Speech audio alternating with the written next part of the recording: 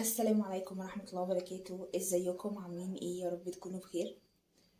في البداية حابة اشكر كل الناس اللي دعمتني في الفيديو الاولاني، سواء بكومنت او لايك او مشاهدة او اشتراك في القناة. فبجد شكرا ليكم، وربنا يجعلكم دايما يا رب داعمين ليا وفي ظهري بإذن الله لحد لما احقق هدفي. فيديو النهاردة عن العسولة دي. كتير من الناس اللي شافت الفيديو الأولاني بعتولي على الخاص وسألوني عنها وقالوا لي سارة، يا ترى هي فعلا تستحق الشو اللي معمول عليها ولا لأ؟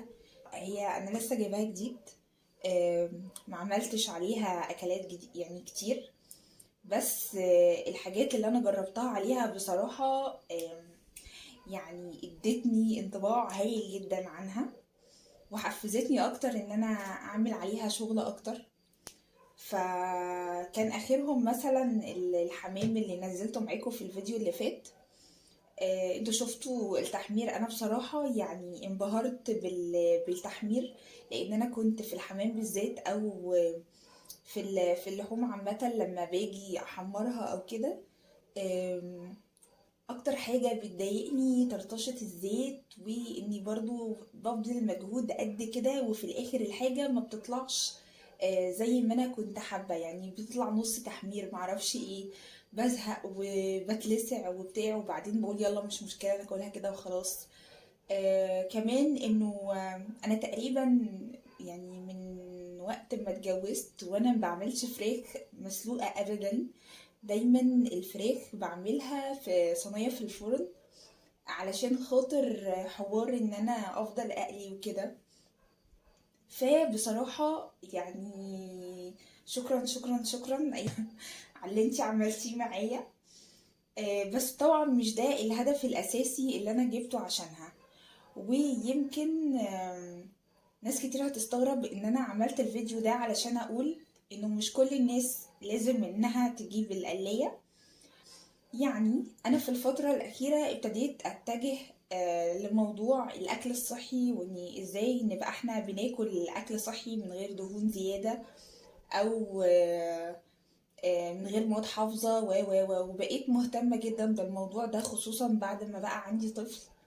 لانه انا بسمع كتير ناس متخصصين بيتكلموا على ان يعني معظم الامراض اللي احنا بنسمع عنها الايام دي هي بسبب الاكل الخاطئ او طريقة الاكل الخاطئ.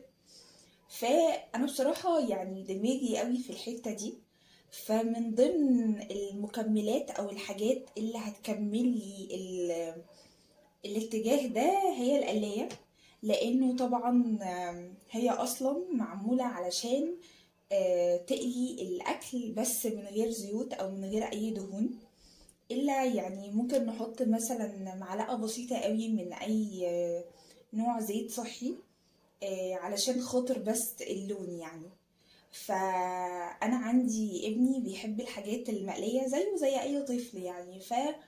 فبصراحة ده الدافع القوي اللي خلاني اغامر واجيبها واجرب واشوف الكلام بيتقال عنها ده حقيقي ولا لا. فاللي حابب ان هو او اللي هو عنده نفس التوجه ده، دول الاشخاص اللي يجيبوها. انما فكرة اني شفنا حد جابها فنجيب زيه وبعدين نركنها زيها زي اجهزة تانية كتير عندنا في البيت، فيعني مش عارفة، بشوف ان كده يعني شيء من الاسراف. طبعا القلاية في منها انواع كتير وبراندات كتير جدا. يمكن انا جبت اللي هو ما جبتش الديجيتال، جبت اللي هو العادي، القلاية عادية او النوع العادي. انا يعني بعد ما عملت بحث كتير عنها وشفت ريفيوهات كتير، فاكتشفت ان الفكرة بس او الاختلاف هو في انه الديجيتال بتبقى فيها شاشة وبتبقى آلية تشغيلها تاتش وكده. اما دي بتشتغل عادي مانيوال، مع يعني في هنا عندنا 2 تايمر. في التايمر اللي هو بتاع الوقت، والتايمر بتاع الحرارة، بظبط ده مع ده وببتدي ان انا احط الحاجة وادخل الدرج. طيب هنتكلم بقى عن المساحة. انا بتاعتي مساحتها اللي هي 4.1. دي بتشيل قد ايه من الطعام. يعني مثلا هي ممكن تشيل فرخة حجم كيلو او وزن كيلو، بتنفع لفردين تلاتة. يعني الأسر الحجم بتاعها ده بينفع للأسر الصغيرة اللي هما بيتكونوا من فردين تلاتة، وممكن كمان للأسر اللي هي الكبيرة. بس بقى ان انتي لو بتعملي مثلا بانيه او بتعملي بطاطس او اي مكان من الحاجات اللي انتي حابة تستخدميها فيها، بتعملي بقى على كذا مرحلة. الجميل في القلاية هو ان انتي مثلا لو هتطبخي عليها حاجة، يعني لو هتعملي مثلا عليها فراخ او هتعملي عليها لحوم او هتعملي عليها، انك بتحطي الحاجة وبتنسيها بقى. يعني بتظبطي التايمر، وهي اول ما بتخلص القلي بتاعها على طول بتقوم عاملة صوت الجرس، على اساس ان احنا كده تمام خلصنا. فانتي بقى ما بتهتميش بانه انا لسه هقلي او انا لسه هسوي. اللي انا عرفته انه ممكن ان انا اعمل فيها فرخة من البداية. يعني زي ما قلت ان هي بتشيل فرخة وزن كيلو، فانا ممكن اعمل فيها فرخة من البداية من غير ما اكون مسويها في اي حاجة تانية. يا دوبك بس بحط لها التتبيلة بتاعتها واحطها في التلاجة لمدة يوم، على اساس ان الانسجة بتاعتها تطرى شوية. وبتاخد مثلا من حوالي نص ساعة لساعة الا ربع، على حسب بقى يعني حجم الفرخة. ده بالنسبة للحوم. ودي يمكن انا بكرة ان شاء الله احاول ان انا اعمل معاكم تجربة الفراخ فيها. انا جربت ان انا زي ما قلت لكم عملت عليها الحمام اللي كان في الفيديو الاولاني. فالمرة الجاية بإذن الله هعمل لكم هجرب فيها الفراخ واقول لكم النتيجة هتبقى عاملة ازاي واصورها لكم. بالنسبة بقى للبطاطس، يمكن هي البطاطس ما كانتش ألطف حاجة. وحتى في الريفيوهات اللي انا شفتها قالوا انه البطاطس ما بتبقاش بالشكل اللي احنا نتخيله حتى في الطعم، ولكن بالنسبة للأطفال هي هتبقى مستصاغة.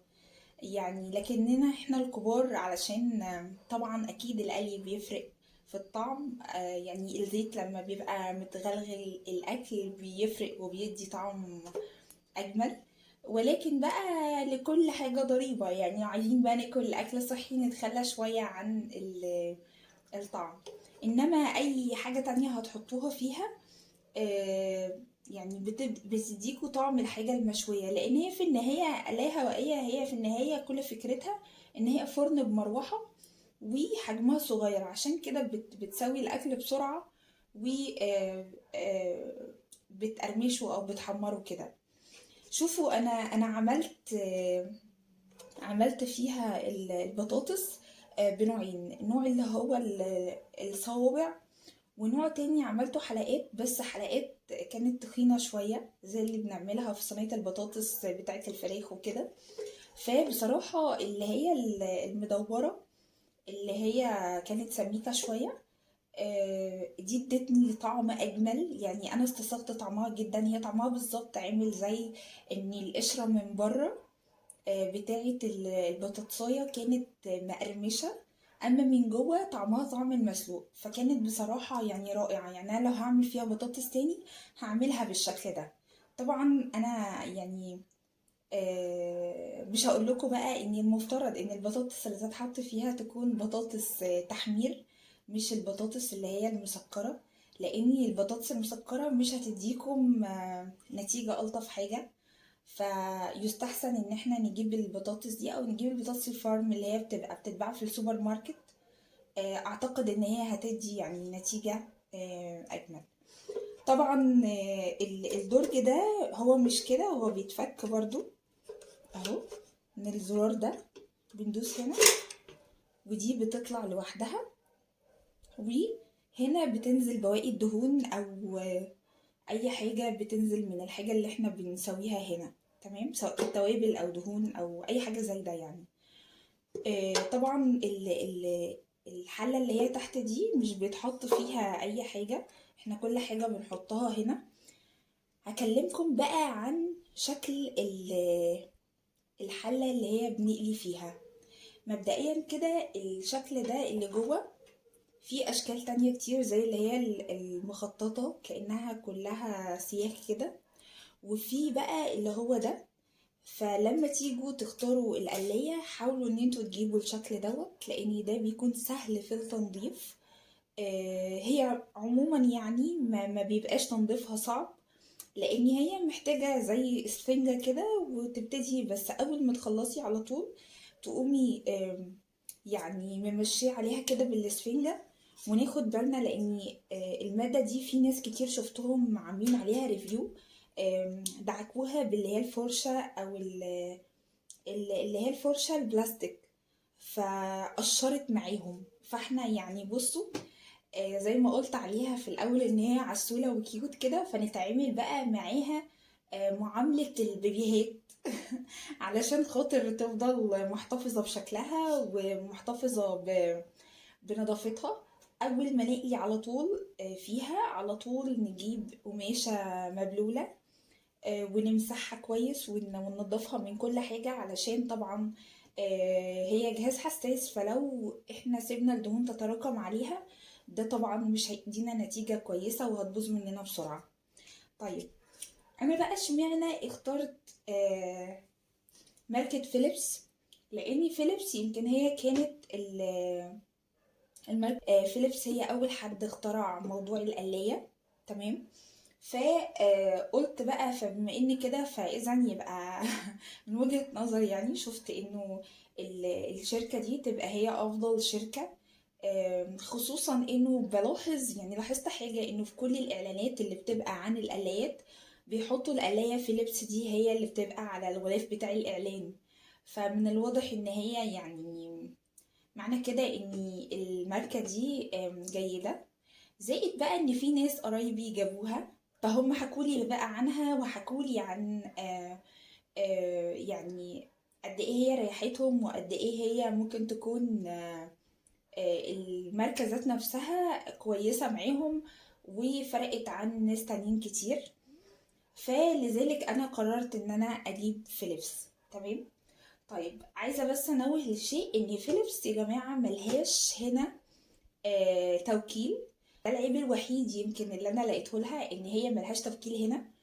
فبالتالي زي ما قلت لكم اللي هيجيبها يحاول يتعامل معاها بعناية خاصة كأننا بنتعامل مع بيبي كده، علشان خاطر تفضل موجودة معانا لأطول يعني فترة ممكنة. آه، ايه كمان ايه كمان، ثواني كده بس ادخلها.